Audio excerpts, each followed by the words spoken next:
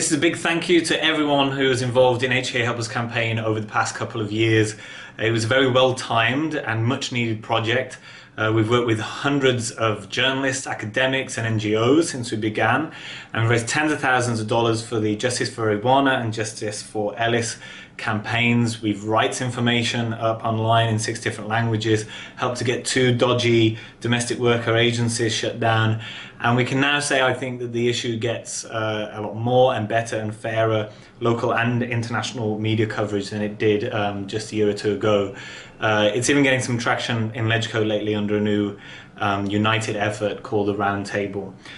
So we're not quite killing it off, but we're putting it into deep hibernation. HK Help Us campaign did something a bit different to other NGOs in that it was a multimedia and legal platform, so we can boot it up again anytime in the future.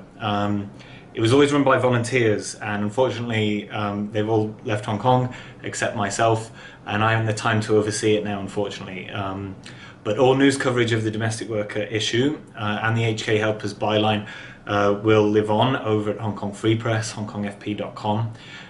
Also, earlier this year, Megan McGurgan and the team at V-Day put on a production for us, a fundraiser, and gave us $40,000 almost.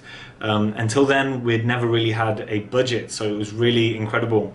We wanted to spend every cent wisely, but now I think the right thing to do is to hand it back to their team to be divided up amongst other great domestic worker NGOs. It's not really fair to sit on it, but big thanks to Megan and others involved in that production.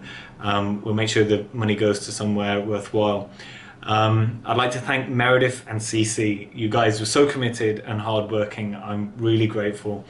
To my co-founder, to Venus, Tiffany, Martin, everyone we work with, Sean, Mission for Migrant Workers, Eric Miller, too many to name.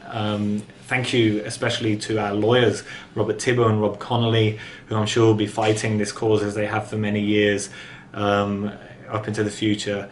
So my role doesn't change much, I guess. As a journalist, I'll also be interested in highlighting wrongdoing and injustice. So the fight goes on. There is a lot of attention and momentum now on this issue. So thank you to our readers and supporters for backing this very worthwhile campaign.